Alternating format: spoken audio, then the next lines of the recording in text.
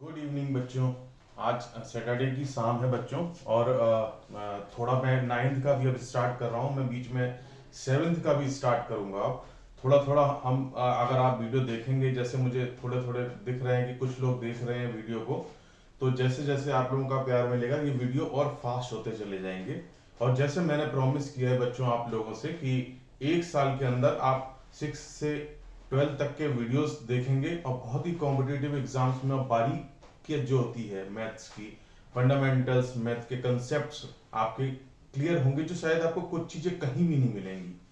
ठीक है बच्चों, तो चैनल को सब्सक्राइब जरूर करें ताकि आपको जो लेटेस्ट अपडेट्स हैं वो आते रहें। तो आज हम समय और वेस्ट नहीं करेंगे, अपना स्टार्ट करते हैं पॉलिनोमियल्स।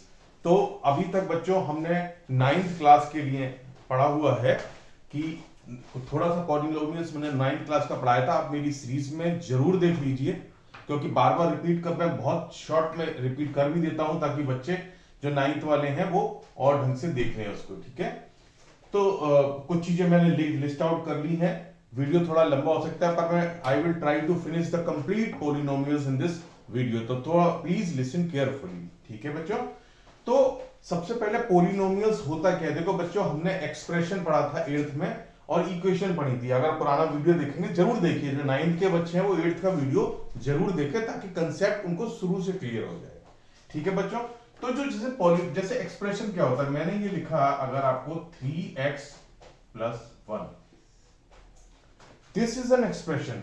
और कुछ भी हो सकता है, X Y Z plus Z Q plus 1, this is also an expression. कब तक एक्सप्रेशन है?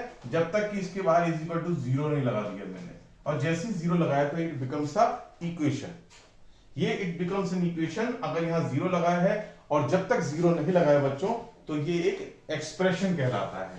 ठीक है, तो अभी मैं एक्सप्रेशन की इसकी बात करता हूं। ठीक है, अब देखिए ये अभी इस एक्सप्रेशन को देख रहे हैं बच्चों, इसमें क्या है, दो ही चीजें होती हैं। एक कांस्टेंट होता है, एक variable. x is a variable and 3 and 1 both are constant. Similarly, the z, x, y, z all are variables and 1 is a constant. दो ही चीजें होती हैं, तो अभी आप इसको दिमाग में अपने रखिए। ये मैंने 8th में बड़ी डिटेल में आपको बताया है। ठीक है, तो बस ये पॉलिनोमियल्स कहलाता है। अब आता है इसकी दूसरी चीज आता है इसमें, जो मैंने एक्सप्लेन किया टर्म क्या होता है इसमें। जैसे आप देख रहे हैं बच्चों, ये पॉलिनोमियल है। पॉलिनोमियल में टर्म क्या होते हैं, जैसे इस पॉलिनोमियल को देखिए, इसमें दो टर्म्स हैं। एक टर्म्स ये है 3x, दूसरा टर्म्स है 1। तो ये जो होते हैं पॉलिनोमियल्स के टर्म्स कहलाते हैं। जैसे दूसरा एग्जांपल देखिए, 3x square plus 6x plus 5, इसमें कितने टर्म है? 1,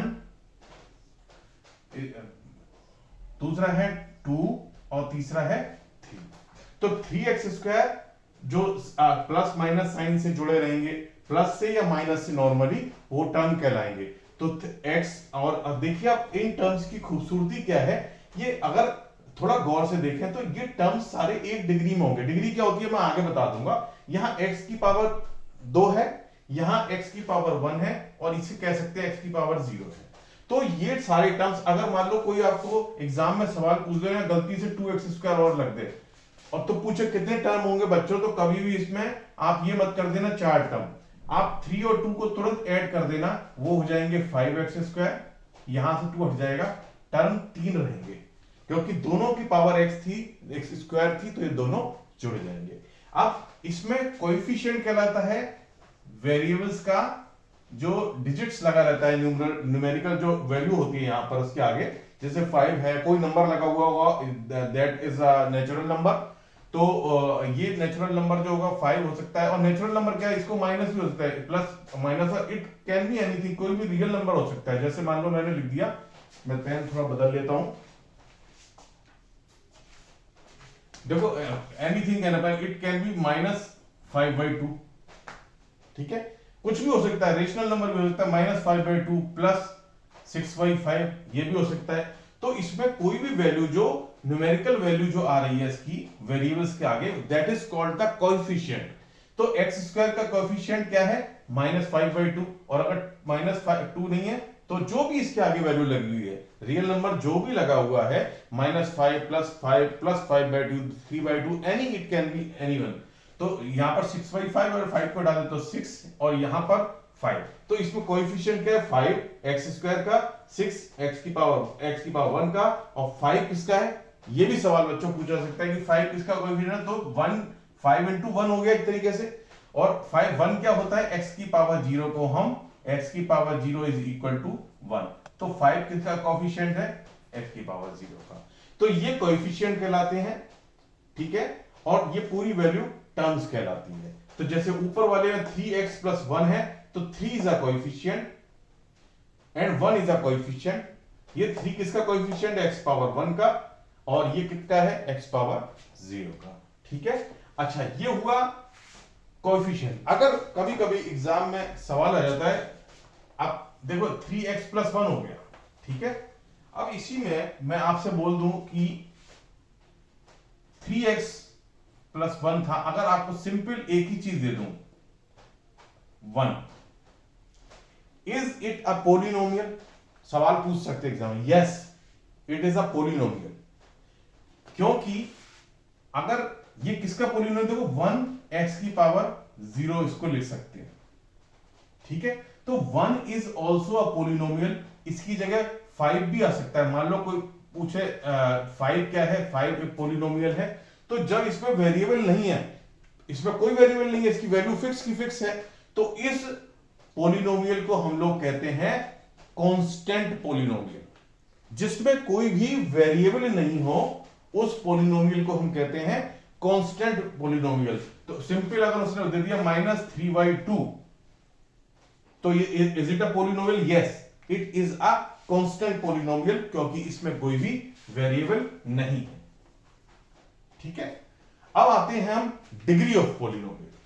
तो डिग्री क्या होती है, जैसे कोई पोलिनोमियल को हम एक्सप्रेस करते हैं p और ब्रैकेट में x, ठीक है। कोई पोलिनोमियल p तो पोलिनोमियल को इंडिकेट करता है।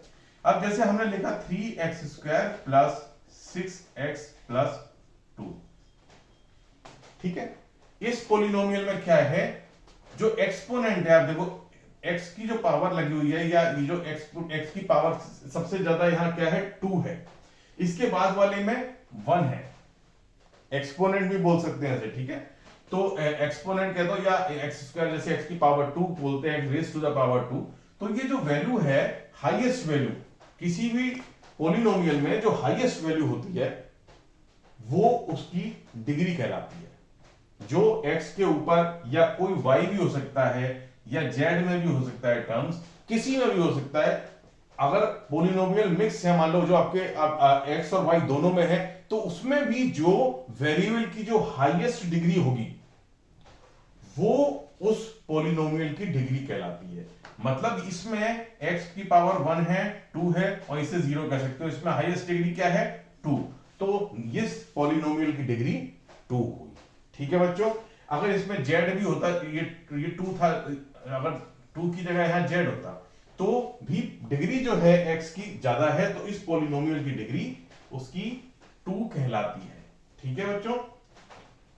अब आता है कि जैसे 3x प्लस 5 हो गया, या 5/2 हो गया, चलो एक पोलिनोमियल है px is equal to 3x plus 5/2। इस पोलिनोमियल में क्या है, इस पोलिनोमियल की क्या खास बात है, देखिए कि ये पोलिनोमियल में एक ही वेरिएबल है। इसकी डिग्री अगर कोई पूछा बाई चांस कितनी है, तो 1, ठीक है। डिग्री अब आपको समझ में आ गई होगी। अब इस पोलिनोमियल में क्या है कि ये पोलिनोमियल कौन सा है, ये पोलिनोमियल में x की जो डिग्री है वो 1 है, x की पावर 1 है, ठीक है, और एक ही वेरिएबल है, ठीक है। तो लीनियर पोलिनोमियल क्या होते हैं, जिसमें केवल आपको, एक तो लीनियर में क्या होता है कि वेरिएबल 1 की ही हम बात कर रहे हैं यहां पर, ठीक है। वेरिएबल तो आपका एक x ही रहेगा, और इसमें जो इंपॉर्टेंट चीज रहेगी कि डिग्री जो रहेगा x की वो 1 रहेगी। अभी हमने वेरिएबल केवल एक ही रखा है, इसकी डिग्री अगर 1 है, तो उस वेरिएबल को, पोलिनोमियल को हम लोग लीनियर पोलिनोमियल कह देते हैं। जैसे यहां पर देखिए 3x प्लस 5/2 है, सिंपल, यहां डिग्री इस पोलिनोमियल की 1 है, this is a linear polynomial. पर अगर इसकी डिग्री 2 होती, यहाँ 5/2x हो जाता और प्लस 3 हो जाता। अब इस पोलिनोमियल में देखिए, इस x जो इस पोलिनोमियल की डिग्री 2 है, ठीक है, तो इस पोलिनोमियल को हम क्या कहेंगे, इसे हम कहेंगे क्वाड्रेटिक पोलिनोमियल। क्या कहेंगे? क्वाड्रेटिक, सॉरी मैंने गलत, क्वाड्रेटिक पोलिनोमियल, ठीक है, इसे हम कहेंगे क्वाड्रेटिक पोलिनोमियल। और अगर इसकी मैक्सिमम डिग्री 3 होती, x की पावर 3 होता, तो हम इसे कहते क्यूबिक पोलिनोमियल। याद हो गया? सबसे पहले हो गया सिंपल, अगर डिग्री 1 है तो लीनियर, 2 है मैक्सिमम डिग्री तो क्वाड्रेटिक पोलिनोमियल, और अगर मैक्सिमम डिग्री 3 है तो वो क्यूबिक पोलिनोमियल कहलाएगा, ठीक है। अब एक बहुत इंपॉर्टेंट चीज इससे निकल के आती है कि आप देखिए, ये सवाल एग्जाम में पूछे जा सकते हैं छोटे छोटे, इसलिए मैं आपको बता रहा हूं कि कोई पोलिनोमियल है बच्चों, जैसे ये देखिए अभी मैंने पावर डिग्री 3 कर रखी है इसकी, इस पोलिनोमियल में मैक्सिमम, ध्यान से सुनना, क्वाड्रेटिक पोलिनोमियल, ये क्यूबिक पोलिनोमियल है, क्यूबिक पोलिनोमियल में मैक्सिमम कितने टर्म्स हो सकते हैं, मैक्सिमम कितने टर्म्स हो सकते हैं।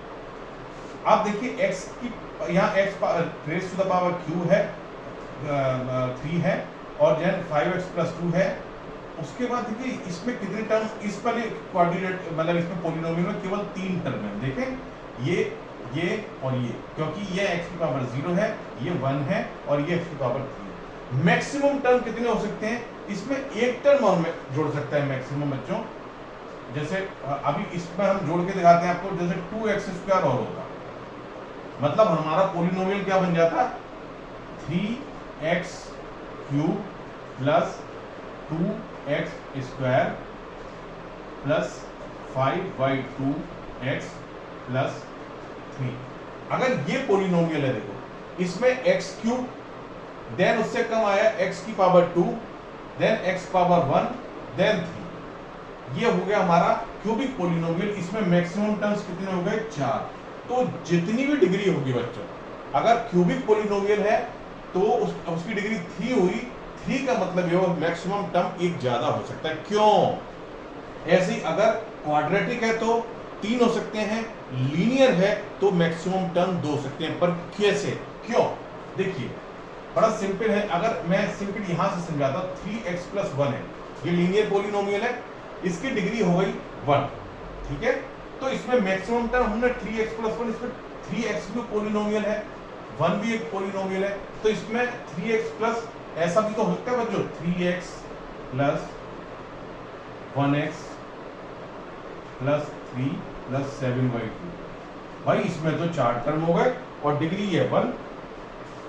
तो ये सर आप तो कह रहे थे कि टर्म्स जो हो सकते हैं 1+1 हो सकते हैं, मतलब मैक्सिमम 2। आप ध्यान से देखने वाली बात मैंने नहीं बताई, x पावर 1 जुड़ जाएंगे 4x और 3 प्लस 7/2 ये भी जुड़ जाएंगे, ये है, ये 3 दूनी 6, तो ये हो जाएगा 7 6 13/2। देख रहे हैं, ये टर्म एक ही डिग्री के टर्म सब जुड़ जाएंगे, और माइनस होते तो माइनस हो जाता, तो रह कितने गए? 2। इसी तरह हर पावर के टर्म्स, x की पावर q के जितने टर्म हो, 1 के जितने टर्म्स हो, क्योंकि इसमें 3 हो सकते हैं, पर इसमें x², 3 से अगला x² से अगला x से अगला x पावर 0, मैक्सिमम 4 हो सकते हैं क्यूब में। इसी तरह क्वाड्रेटिक होती तो मैक्सिमम 3 होते, और लीनियर है तो मैक्सिमम 2 होंगे, क्योंकि सेम डिग्री के टर्म्स आपस में जुड़ या घट जाएंगे। कांस्टेंट जो है वो भी आपस में प्लस हो जाएंगे या माइनस हो जाएंगे। तो टर्म्स बच्चों याद रखो, मैक्सिमम जो डिग्री होगी उससे एक ज्यादा हो सकता है, ठीक है बच्चों।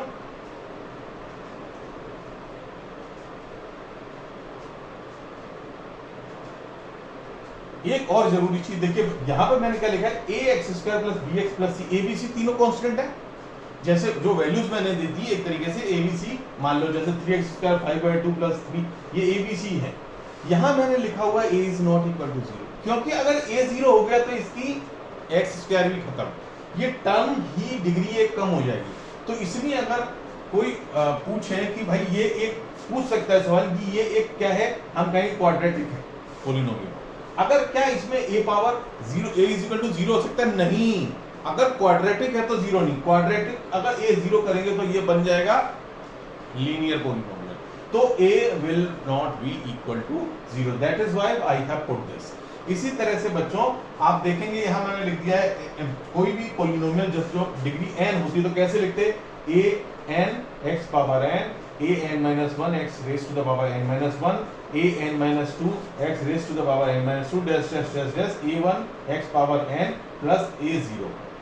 और यहाँ मैंने लिखा है अगर ये तो चलो ये समझ में आ गया ये पॉलिनोमियल n डिग्री का पॉलिनोमियल है और इसमें टर्म्स कितने हैं x पावर n से 1 तक n और प्लस a0 n प्लस 1. तो n प्लस 1 टर्म अगर लीनियर है तो 1 प्लस 1 2, अगर क्वाड्रेटिक है तो 2 प्लस 1 3 और अगर क्यूबिक है तो 3 प्लस 1 4 हो जाएंगे.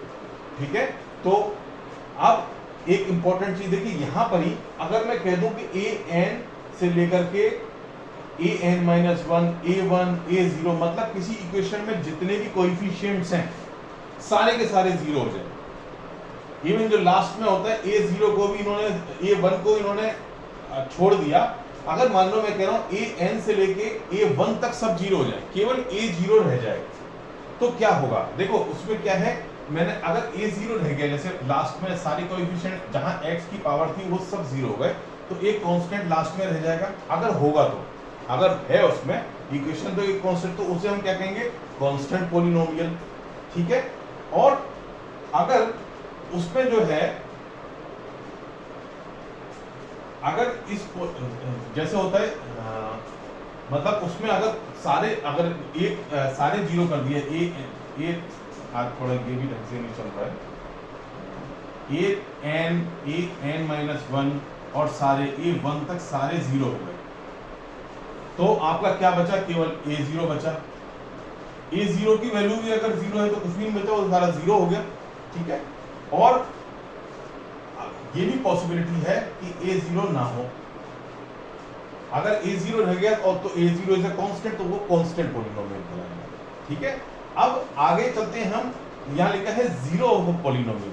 जीरो ऑफ अ पॉलिनोमियल क्या होता है जैसे हमने कोई पॉलिनोमियल है हमारा 3x स्क्वायर ठीक है प्लस x माइनस 4. ठीक है. ये पॉलिनोमियल है. इस दिस में px इज इक्वल टू लिख ठीक है 3x square plus x minus 4 ये एक हमारा पॉलिनोमियल है. अब इसका अगर मैं x इज इक्वल टू 0 रख दूं तो p 0 क्योंकि x की वैल्यू मैंने 0 रख दी है तो यहां जब मैं रखूंगा 3 0 का स्क्वायर प्लस 0 माइनस 4 तो वैल्यू कितनी हो गई माइनस 4. ठीक है. दूसरा एग्जांपल लेते हैं अगर p की वैल्यू 1 रख दी तो ये 3 1 का स्क्वायर प्लस 1 माइनस 4 ये देखो 4 माइनस 4 इज इक्वल टू 0. तो जिस पॉलिनोमियल की वैल्यू 0 हो जाए x की किसी वैल्यू पर उसको कहेंगे जीरो ऑफ द पॉलिनोमियल. मतलब इस पॉलिनोमियल के लिए पॉलिनोमियल का 0 1 है. फिर सुनिए इस एक्सप्रेशन की वैल्यू x की जिस वैल्यू के लिए 0 हो जाए उसे उस वैल्यू को इसका 0 बोलेंगे. तो 1 is the 0 of this polynomial. 0 of a polynomial. ठीक है. और इसको हम ये भी बोल सकते हैं कि इसमें p1 इज इक्वल टू 0 तो हम कह सकते हैं कि अगर मुझे 0 निकालना है किसी इक्वेशन का तो जैसे पॉलिनोमियल हुआ मान लो फॉर एग्जांपल बच्चों px इज इक्वल टू अगर है 5x प्लस 1 और अगर मैं ये कहता हूं 5x plus 1 is equal to 0 रख दूं ये इक्वेशन बन गई तो x की वैल्यू क्या आई -1/5. तो अगर मैं निकालूंगा कि अगर मैं इसको यहां -1/5 रख के देख लूं तो इसकी वैल्यू 0 आ जाएगी. मैंने इसकी वैल्यू 0 डाली थी तो x की वैल्यू -1/5 आ गई. ठीक है. तो दिस x की वैल्यू ये जिस पे ये पॉलिनोमियल की वैल्यू 0 आ जाती है वो इस इक्वेशन का रूट कहलाता है. दोनों चीजें सेम है. अभी मैंने बोला कि ये -1/4 इस पोलिनोमियल का जीरो है और इस इक्वेशन का जिसमें 5x + 1 = 0 हो गया, उस इक्वेशन का रूट कहलाता है। इक्वेशन का फर्क केवल यही है कि यहां पर मैंने इज इक्वल टू 0 लगाया क्योंकि मुझे इसकी वैल्यू 0 करनी है, तो ये पोलिनोमियल का 0 कहलाया। What is the 0 of this polynomial? तो -1/5 एंड 5x + 1 = 0। तो इस पोलिनोमियल का जो रूट हुआ वो इस इक्वेशन का 5x + 1 = 0, इसका रूट हुआ x = -1/5। क्लियर? आगे बढ़ते हैं बच्चों, ठीक है। तो रूट समझ में आ गया आपको, इक्वेशन का उसकी वैल्यू जो 0 हो जाए और जो होता है 0 ऑफ अ पोलिनोमियल, उस पोलिनोमियल को जो 0 कर दे वैल्यू को, उस पोलिनोमियल का 0 कहते हैं। तो अब एक सवाल आता है कभी कभी बच्चों, जैसे मैंने लिखा है, ये भी एग्जाम्स में पूछा जाता है, should 0 be a 0 of polynomial. ये कह रहा है कि क्या 0 इस न्यूमेरिकल वैल्यू की बात कर रहा है, 0 ये भी किसी पोलिनोमियल का 0 हो सकता है? सोचो तो। तो आंसर क्या है? यस। अगर मैं बोलूं simple my polynomial is 5x, x की वैल्यू 0 रख दो, 0 है। अगर मैं पोलिनोमियल बोलूं 5x² + 3x, x की वैल्यू 0 रखो, 0 हो जाएगा। तो yes, 0 can be the 0 of any polynomial. ठीक है। दूसरा, कभी कभी ये आता है कि जैसे ये 0 हो गया है ना, उसके बाद आता है हम लोगों का linear and polynomial zeros. Okay, एक इंपॉर्टेंट चीज जो आपको ध्यान रखनी है, जैसे 3x + 1 हुआ,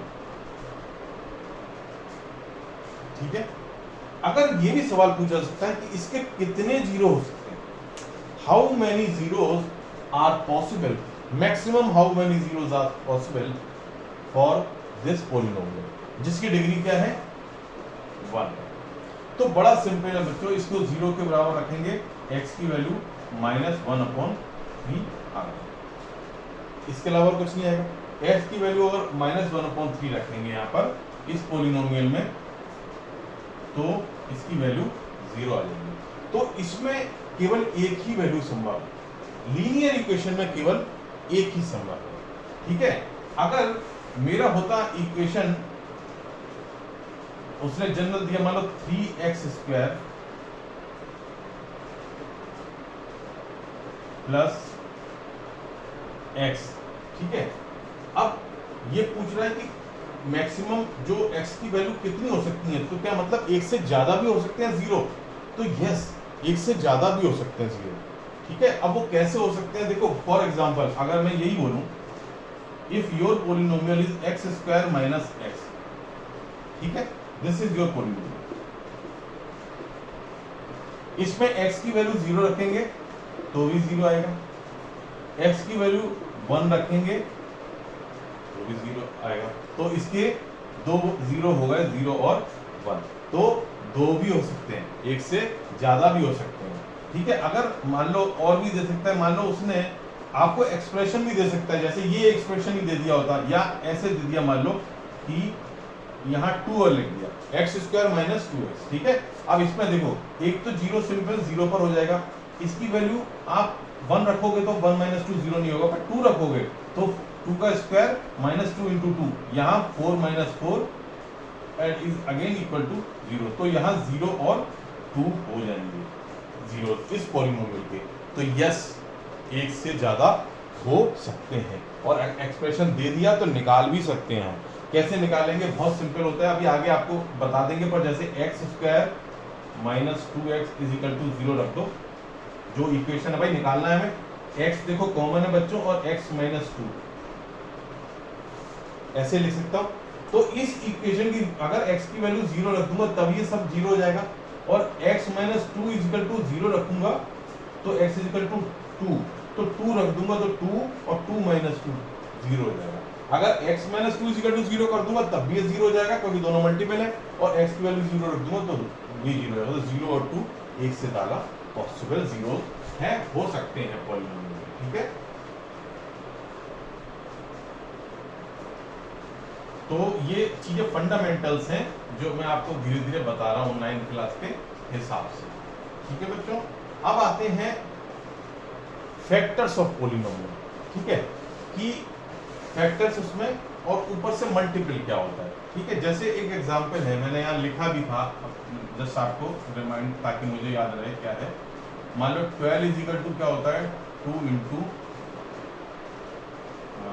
या ये कह लो 3 इंटू 4 होता है ना।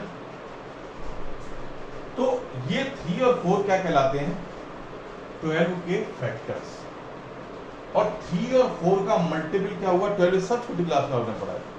3 और 4 इसके फैक्टर हैं और इनका 3 और 4 का मल्टीपल क्या है 12, ठीक है। अब x में आ जाते हैं वेरिएबल्स के संग, इसे पॉलिनोमियल्स में समझ लेते हैं, ठीक है। जैसे कि 3x² प्लस x प्लस 1, ठीक है, ये एक पॉलिनोमियल है। इस पॉलिनोमियल को बच्चों अगर मैं x से डिवाइड कर दूं, ठीक है, तो क्या आएगा देखो, यहां आ जाएगा 3x पहले वाले में, दूसरे वाले में आ जाएगा x अपॉन x 1, और तीसरे वाले में आ जाएगा 1 अपॉन x, ठीक है। आप देखेंगे कि पॉलिनोमियल में इसको मैं 1 अपॉन x को कैसे लिख सकता हूं, इसको मैं ऐसे भी लिख सकता हूं x की पावर -1, पर क्या पॉलिनोमियल में x की पावर -1 होता है? नहीं, इसमें हमेशा होल नंबर आएगा। इसका एक्सपोनेंट कह लीजिए पावर जो है it is a whole number, या x पावर 0 हो सकता है या x की पावर 1 2 3 4 5 6 7 8 और n x की पावर n तक हो सकते हैं, which is a whole number. This is a negative integer, 0 से नीचे जाएंगे दैट इज नॉट अलाउड। अगर x की पावर -1 आ रहा है तो ये पहली बात, तो अगर मैं सिंपल इस सवाल के पॉइंट ऑफ व्यू से बात नहीं कर रहा, अगर कोई आपको बच्चों ये लिख के दे is this a polynomial 3x + 1 + 1 upon x, नहीं, x की पावर अगर 0 से नीचे जा रही है -1 -2 -1 अपॉन 2, तो ये पॉलिनोमियल नहीं, ठीक है, ये पॉलिनोमियल नहीं हो सकता। दूसरी चीज, अगर x की पावर 1 अपॉन 2 हो रही है तब भी नहीं होगा, क्योंकि पावर जो है होल नंबर होनी चाहिए, 0 होगी 1 होगी 2 होगी। For example 2x² plus x की power 1 upon 2, it is a polynomial नहीं, बिकॉज यहाँ 1 upon 2 is not a whole number, this is a whole number, तो this is not a polynomial, ठीक है। ये मैं समझा, ऊपर आपको बताना चाहिए था, दिमाग से उतर गया। तो पावर हमेशा होल नंबर होनी चाहिए, ठीक है। अब हम इस सवाल को करेंगे, ठीक है, यहाँ पर मैं आगे ना जाऊँ। ये तो पॉलिनोमियल है x² x प्लस 1, अब डिवाइड किया तो आंसर आ गया ये। इसका मतलब क्या होगा बच्चों कि ये 1 अपॉन x ये बचा, but this is not a basically ये इससे डिवाइड हुआ ही नहीं एक तरीके से, है ना, ये चलेगा नहीं, मतलब 1 से x डिवाइड हो ही नहीं सकता क्योंकि कांस्टेंट और वेरिएबल है। तो हम इसे इस तरह से लिख सकते हैं, मतलब 3x² प्लस x से डिवाइड हो रहा था 3x प्लस 1 x प्लस 1, मतलब मैंने x को कॉमन ले लिया, 3x² प्लस x आ जाएगा अंदर जाके 1, यही है, ऊपर x को थोड़ी देर के लिए भूल जाएंगे, इसको इस तरह से लिख दिया। अब देखिए ये क्या है, यहां पर क्या है कि ये जो पार्ट बने ये एक तरीके से इसमें रिमाइंडर, मतलब अगर पॉलिनोमियल मेरा ये था तो अब मैं नीचे इसको यहां लेके जाऊं, जो मैं समझाने की कोशिश कर रहा हूं कि इस इक्वेशन में जब मैंने देखा तो यहाँ ये क्या है डिविडेंड, यहाँ डिविडेंड क्या है, ये x क्या है एक डिवाइजर, x से डिवाइड किया था आपने, 3x प्लस b 1 क्या है, इसमें हम कह सकते हैं कि क्वोशिएंट, ठीक है, ये एक क्वोशिएंट है जो आएगा, और इसमें रिमाइंडर कितना बचेगा 1। तो अगर मैं इस पॉलिनोमियल को x से डिवाइड करता हूं तो मैं इस इक्वेशन को इस तरह से, उसमें क्वोशिएंट जो होगा, क्वोशिएंट आएगा 3x प्लस 1 और एक रिमाइंडर बच जाएगा, क्योंकि 1 से x डिवाइड नहीं हो सकता, ये मैं आपको समझाने के लिए बता रहा था यहाँ पर। तो ये क्या होता है, dividend is equal to divisor into quotient plus remainder. और अगर मैं इस इक्वेशन को खोल दूं तो फिर से मैं इसी डिविडेंड पर, इसी इक्वेशन पर या इसी एक्सप्रेशन पर वापस आ जाऊंगा। ठीक है, तो कहने का था, समझाने का पर्पस कि अब जो आगे सवाल आएंगे उसके पॉइंट ऑफ व्यू से मैं आपको ये समझा रहा था कि डिविडेंड क्या होता है। डिविडेंड है ये 3x² plus x plus 1। Then x क्या है, x से मैंने डिवाइड किया तो it is a divisor. 3x plus 1 क्या है, ये डिवाइड करने के बाद क्वोशिएंट बना, और 1 जो 1 से x से डिवाइड नहीं हो रहा था तो इसको छोड़ दिया जाता है ना, और this is called a remainder. और किसी भी इक्वेशन में जैसे कि हम करते हैं 13 होता तो मैं इसे इस तरह से लिख देता हूँ, तो क्या हुआ, डिवाइजर इसे भी कह सकते हैं डिवाइजर, पर चलो इसने इसको मान लिया अभी, तो ये क्वोशिएंट हुआ और ये रिमाइंडर हुआ। इसको करेंगे तो ये 13 ही आ जाएगा। This is a simple form, this is in the form of variable. ठीक है बच्चों, तो अभी मैं बेसिक फंडामेंटल्स आपको समझाए हैं, अब हम इससे आगे बढ़ेंगे। ठीक है बच्चों, मैंने थोड़ा सा चार्ट आपके लिए तैयार कर लिया है कि हम आगे बढ़ते हैं इसमें। तो पॉलिनोमियल्स में अभी तक हमने जो सीखा, देखिए ये क्या था, डिविडेंड था। डिविडेंड इज इक्वल टू जी को आप जैसे आप डिवाइजर बोलते हैं, डिवाइजर को मैंने जी से कर दिया, लिख कुछ भी सकते हैं, डी भी लिख देंगे स्मॉल तो कोई फर्क नहीं, तो जी से रिप्रेजेंट कर दिया, क्वोशिएंट को के से कर दिया, रिमाइंडर को एक्स कर दिया। ठीक है सर, ये जो है किसी भी पॉलिनोमियल्स को हम इस फॉर्मेट में लिख सकते हैं। ठीक है, पर एक चीज जो मैंने बताई आप फिर नोट कर लीजिएगा, जैसे मैंने बताया था, क्योंकि अभी हम सवालों पर आ रहे हैं। x² प्लस अगर x था तो x प्लस 1, ये इसके दोनों पे, इस पॉलिनोमियल्स के ऊपर ये px है इज इक्वल टू इस फॉर्मेट पे लिखा जा सकता है। तो ये दोनों इसके मल्टीपल्स हो जाएंगे और ये दोनों इसके फैक्टर हो जाएंगे और इनका मल्टीपल ये हो जाएगा। पर अगर ये कुछ ऐसा हो रहा होता तो फिर ये मल्टीपल और फैक्टर नहीं बन रहे थे, इसे हमें इस फॉर्मेट में लिखना पड़ेगा, क्योंकि x इस मतलब इसमें x की वैल्यू इस पॉलिनोमियल पे 0 नहीं होती। x की वैल्यू 0 रखने पर, x की वैल्यू -1 रखने पर इस पॉलिनोमियल की वैल्यू 0 नहीं होती। या आप ये कहें कि सिंपल ये जो है ये रिमाइंडर और क्वोशिएंट बन जाएगा, वो आपका डिवाइजर और क्वोशिएंट बन जाएगा और रिमाइंडर ये रहेगा, क्योंकि इस ये पूरा का पूरा डिवाइड नहीं हो रहा। जैसे यहाँ अगर इतना रखते हैं तो पूरा डिवाइड हो जा रहा है, सीधे हमें मल्टीपल इसके मिल जा रहे हैं, तो इसके फैक्टर्स मिल जा रहे हैं। पर अगर हम इसमें +1 होता तो हमें इस फॉर्मेट में लिखना पड़ता, तो यहाँ हो जाता x + 1 क्वोशिएंट हो जाता। अगर x + 1 से डिवाइड करते तो ये क्वोशिएंट हो जाता, देन ये हमारा रिमाइंडर हो जाता। ठीक है, अभी इतना समझ में आ गया बच्चों। अब हम थोड़ा सा सवाल देखेंगे इसमें कैसे करते, because this is very important. ठीक है, अभी हम सवाल करने के लिए, जैसे देखिए ये पॉलिनोमियल है 3x की power 4 minus 4x³ minus 3x minus 1। इसको अगर कोई बोलता है इस पॉलिनोमियल को x माइनस 1 से डिवाइड करिए, और हमें डिवाइड करके देखिए क्या ये दिस इज अ डिवाइडर ना, ये डिवाइजर कौन सा है, ये है डिवाइजर, मतलब gx ये हो गया वैल्यू, और हमें इसी फॉर्मेट में इसे लाना है। डिवीजन जैसे हम अपने सिंपल क्लास में पढ़ते थे, डिवीजन कैसे पढ़ते थे, देखिए अब यहाँ पर हम डिवाइड कर रहे हैं 3x की power 4 minus 4x³ minus 3x minus 1, यहाँ हमें इससे डिवाइड करना है। ठीक है,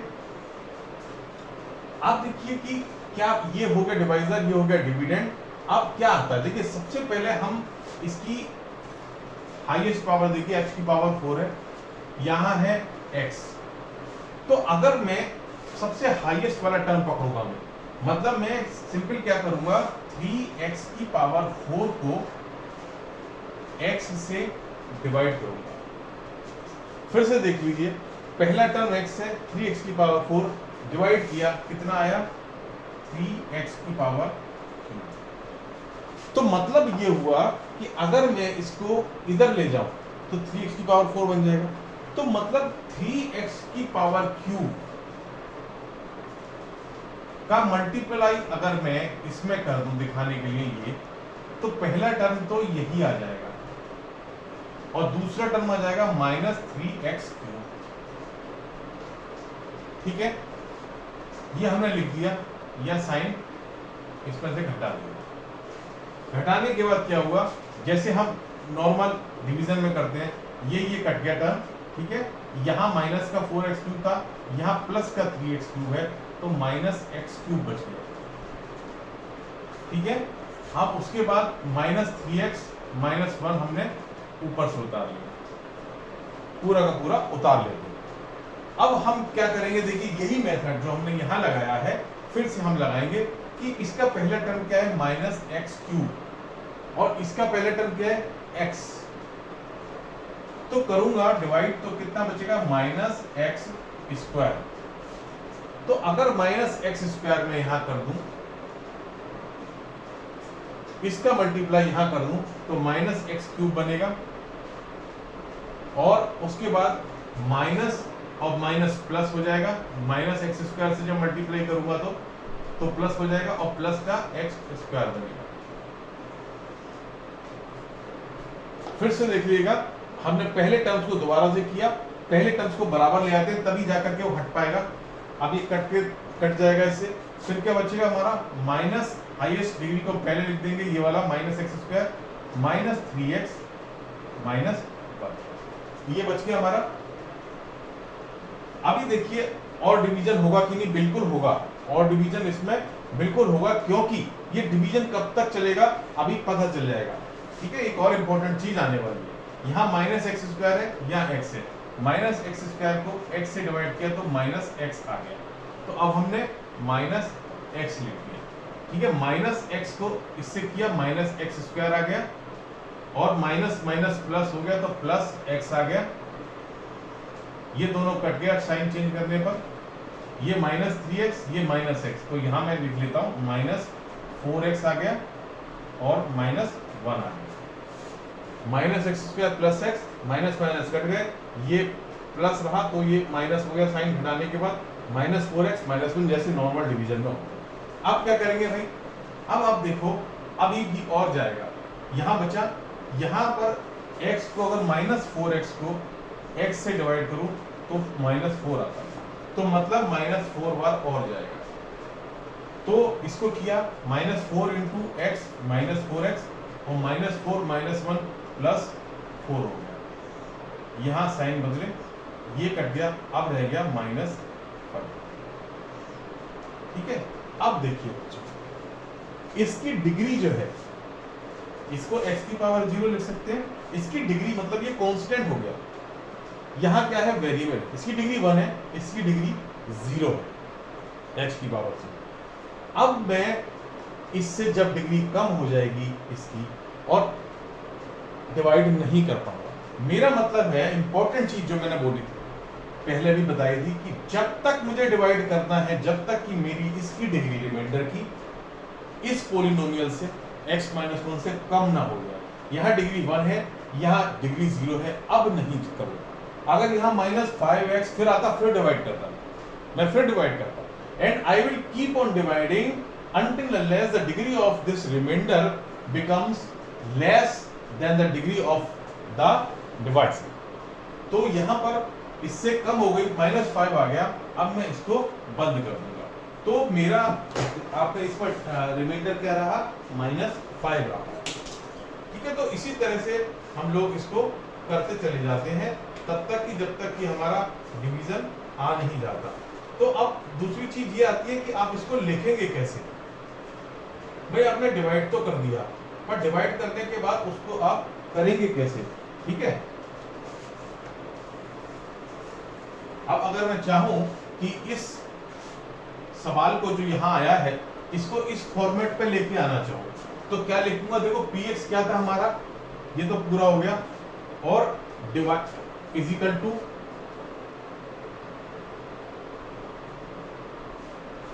x-1 इज अ डिवाइजर, वो क्या आ रहा है 3x⁻³ -x² -4, और रिमाइंडर क्या आ रहा है -5। तो बच्चों कहने का मतलब ये है कि जब मैंने इससे डिवाइड किया तो क्या आया, मेरा रिमाइंडर आया -5, और अगर मैं इसको खोल दूं ना बच्चों, मल्टीप्लाई कर दूं, तो सिंपल यही फॉर्मूला, यही पॉलिनोमियल फिर से बन जाएगा जो मैंने यहाँ लिखा है। तो मैं कहने का मतलब है कि अगर x माइनस 1 से डिवाइड करता हूं तो क्वोशंट आता है, this is the quotient and this is the remainder. अगर कोई पूछता है इसको डिवाइड करो, रिमाइंडर क्वोशंट बताओ, आप बता सकते हैं, आप इस फॉर्मेट में भी लिख सकते हैं। तो ये डिवीजन का मेथड होता है और इससे रिमाइंडर और क्वोशंट निकल के आ जाते हैं। जैसे कि बहुत एग्जांपल, अगर हम न्यूमेरिकल वैल्यूज में समझे, 13 इज इक्वल टू, अगर मैं करूं 2 इंटू 6 प्लस 1, 2 से डिवाइड करूंगा 6 बार जाएगा, मतलब क्वोशंट 6 रहेगा, 2 डिवाइजर और प्लस 1 रिमाइंडर। तो this is nothing but this. ठीक है, समझ में आ गया। और कब तक डिवाइड करना है, जब तक कि इसकी डिग्री इससे कम ना हो जाए। और यहाँ पर तो एक चीज निकल के आ गया कि रिमाइंडर की डिग्री जो होती है हमेशा जो डिवाइजर की डिग्री से कम होती है, मतलब degree of Rx is always less than degree of Gx। ठीक है, चलो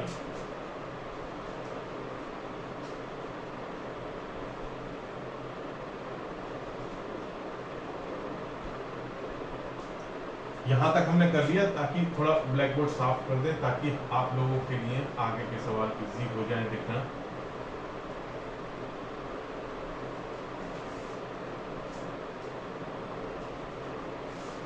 अब आता है, देखिए सवाल पूछ रहा है फैक्टर्स, ये पूछ रहा है कि QT, मान लो कोई पॉलिनोमियल है, P की जगह उसे Q से रिप्रेजेंट कर दिया, 4t cube plus 4t square minus t minus 1 is a multiple of 2t plus 1। ये कह रहा है कि क्या 2t प्लस 1 इसका मल्टीपल है।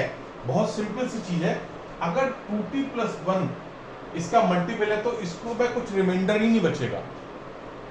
2t प्लस 1 अगर इसका मल्टीपल है तो इसमें कुछ रिमाइंडर नहीं बचेगा। सिंपल तरीका, एक तो मैं जो अभी करके आया हूं, अगर 2t प्लस 1 से इसको डिवाइड करेंगे तो r की वैल्यू 0 आएगी। दूसरा तरीका क्या है कि अगर, देखिए बहुत सिंपल है, अगर मैंने x cube x square plus x is equal to x plus 1 होता है, ये अगर मैं इसे x को x स्क्वायर प्लस 1 से डिवाइड करूंगा तो रिमाइंडर 0 आया, यहाँ कुछ रिमाइंडर 0 आया, जो ऐड कर दूंगा तो मैं, या फिर क्या कर सकता हूं मैं, अगर x प्लस 1 है, x की वैल्यू अगर मैं 0 डाल दूं तो भी ये इक्वेशन 0 हो जाएगी। x plus 1 is equal to, अगर मैं 0 कर दूं तो x की वैल्यू -1, यहाँ -1 रखते ही -1 प्लस 1 ये 0, मतलब कहने का इसको बराबर 0 रख के मैं x की वैल्यूज निकाल सकता हूं। तो 2t प्लस 1 को अगर मैं 0 कर दूं इक्वेशन को, तो t इज इक्वल टू -1/2 हो जाता है, और -1/2 में इस इक्वेशन में रखूं तो वैल्यू 0 आनी चाहिए। तो ये पता चल जाएगा कि ये 2t प्लस 1 का मल्टीपल ये है और इसका फैक्टर ये है। ठीक है, तो देख लीजिए, सीधे इसकी q t की वैल्यू रखती -1/2, 4t क्यूब, 4t क्यूब हो गया -1/2 का क्यूब प्लस 4 -1/2 का स्क्वायर माइनस -1/2 -1।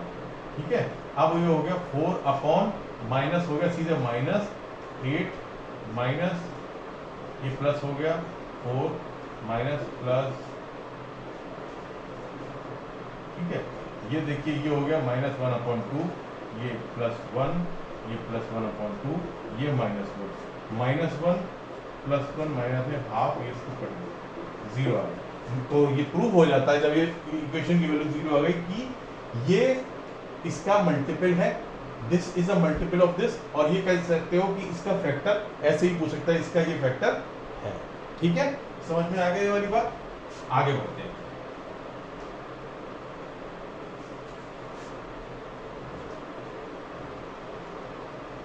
देखिए बच्चों, बहुत छोटी छोटी चीजें हैं, कुछ चीजें आपको कोई बताएगा नहीं जो मैं समझा रहा हूं।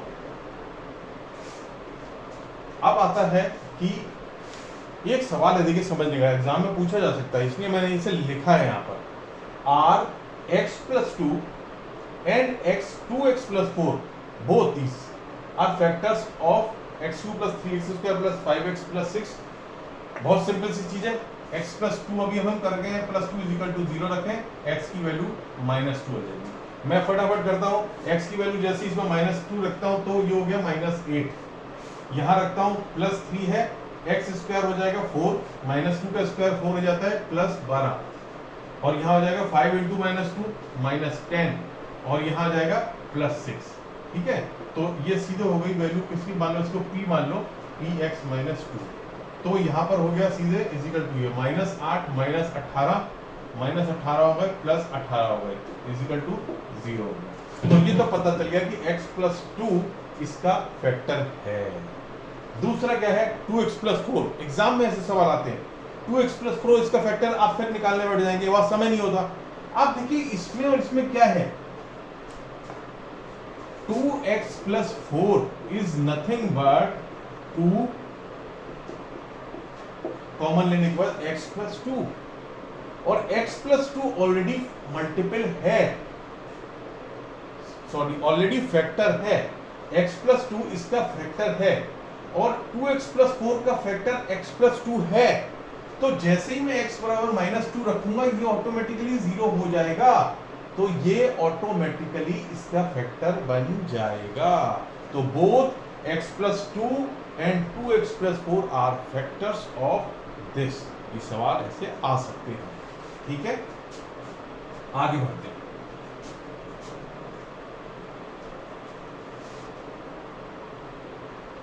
अब कभी कभी हमें ऐसे बहुत सिंपल सा सवाल होता है, वैल्यू निकालने की आ जाती है, जैसे ये एक्सप्रेशन हो गया, ये एक्सप्रेशन हो गया, इसकी value find k if x is minus 1 is a factor। बहुत सिंपल है, x minus 1 is equal to 0, x is equal to 1, 1 की वैल्यू रख दो इसको p1 और निकल जाएगा 1 का क्यूब तो 4 ही रहेगा, प्लस 3 रहेगा, माइनस 4 रहेगा, प्लस k, और इसकी वैल्यू फैक्टर खुद ही कह रहा है तो इज इक्वल टू 0 वैल्यू होगी, तो 4 4 कट जाएगा, k की वैल्यू माइनस 3 आ जाएगी। सिंपल सवाल है, k is equal to minus 3, अगर this is a factor, minus 1 factor है तो माइनस 1 की वैल्यू 0 रखी, x की वैल्यू 1 हो गई, यहाँ 1 रखते चले जाएंगे, 4 3 माइनस 4 माइनस 4 कट गए, 3 plus k, k is equal to minus 3, तो k की वैल्यू हमें निकल के आ गई। ठीक है बच्चों, अब हम आगे चलते हैं एक इंपॉर्टेंट चीज पर। आपके यहाँ फैक्टराइजेशन की जैसे दो चीजें हैं, एक स्प्लिटिंग मेथड में देख रहा था, एक देख रहा था फैक्टराइजेशन मेथड। बहुत फर्क नहीं है, ये आपने पढ़ा होगा शायद स्प्लिटिंग मेथड, और ये क्या है, देखो मैंने जैसे X square plus L X plus M है आपका, इसमें क्या होता है कि जो एल का पार्ट है, जो ये टर्म है, और this is for quadratic equations. ठीक है, क्वाड्रेटिक इक्वेशंस में क्या होता है, only this is only for quadratic equation, x cube में होगा तो हम एक फैक्टर निकाल करके फिर अभी आगे दिखाएंगे। ठीक है, तो एक्स स्क्वायर है तो एल को हम इस तरह से लिख सकते हैं, कोई भी टर्म नंबर है जैसे एल है हम a प्लस बी उसे बना सकते हैं, जैसे 5 है हम 2 प्लस 3 लिख सकते हैं। ठीक है, किसी भी नंबर को हम 2 से जोड़ सकते हैं, और किस तरह से जोड़ना है कि ये जो a इंटू बी है should be equal to m, should be equal to m। तो ये जो चीज है वो आपको फैक्टराइजेशन में आपको बताऊंगा मैं फैक्टराइजेशन का मेथड है। इस पर सवाल क्या है, देखिए सवाल ये है जैसे कि y स्क्वायर है ना, minus 5x plus 3 plus 6, this is equation, और ये px की वैल्यू है। अब ये y square minus 5x plus 6, अगर कोई बोले इसे फैक्टराइजेशन मेथड से स्प्लिट करो तो बहुत सिंपल है, देखो यहाँ ए बी क्या है, इज इक्वल टू 6, यहाँ एल एम जो है, तो वो जो 5 है, 5 को मैं इस तरह से ब्रेक करना है मुझे कि जैसे ये 5 हो गया आपको, कि इन दोनों का जो समीशन है बच्चों, है ना, इन दोनों का जो समीशन है, मतलब जो यहाँ अगर जैसे 6 आया है तो यहाँ 6 है, तो मेरे को जो 5 है बीच वाला जो टर्म है, ये जो बीच वाला टर्म है, ये इन दोनों के एडिशन डिलीशन से 6 आ जाए, तो आप देखोगे कि अगर मैं 5 क्या होता है a माइनस बी अगर करूँ, मतलब अगर जैसे A B is equal to 6 है, तो अगर मैं इसमें 5 है तो आपको मैं 6 माइनस 1 करूँ तो भी 5 आ जाता है। ठीक है, 5 है और 6 माइनस 1 करूं तो यहाँ पर 5 आ जाएगा। तो एक इसका अगर मुझे इसका फैक्टराइजेशन करना है तो मैं कैसे कर सकता हूं कि देखो वाई स्क्वायर है माइनस, यहां पर मेरे को बता रहा है कि जैसे अगर a इज इक्वल टू मतलब 6 हो और b इज इक्वल टू 1 हो तो ये आ जाएगा। कैसे आएगा देखो, अब इसमें क्या है माइनस 5 है तो 5 को मैं लिख सकता हूं 6 माइनस 1x प्लस 6। ये मैं इसका फैक्टराइजेशन कर रहा हूं। सिंपल तरीका है, जो लास्ट में जो टर्म है वो आप उसको ए बी मान लीजिए। A B is equal to यदि 6 है तो यहाँ पर जो निकलेंगे, अगर मैं किस तरह से करूं कि 5 की वैल्यू इसके बराबर आ जाए, एक जो मैंने ऊपर बताया a प्लस बी में, तो b can be minus 1 also, b can be a plus B. अगर मैं इसे लिखूं, इससे मैं a प्लस बी भी लिख सकता हूं, तो b की वैल्यू माइनस 1 हो जाएगी। ठीक है, तो इसमें क्या है कि मैं एक तरीके से बीच के टर्म्स को स्प्लिट कर रहा हूं, बीच के टर्म्स को स्प्लिट कर रहा हूं मैं। और मैंने क्या किया, Y square minus 6x plus x plus 6। ठीक है, minus 6x plus 6x plus 6। ठीक है, अब यहां पर क्या रहा, एक बच्चे 22 स्क्वायर नहीं होगा, x स्क्वायर होगा। मेरे को सवाल में चेक कर लेता हूँ।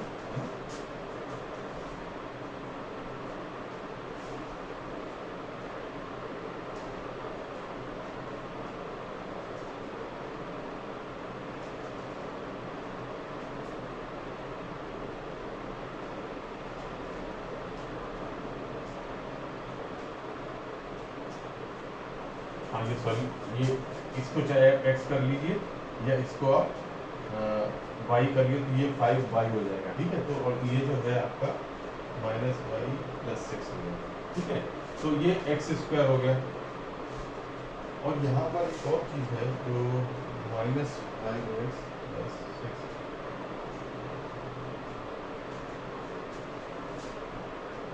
आप देखिए यहाँ पर थोड़ा सा मिस्टेक हुआ है हमसे।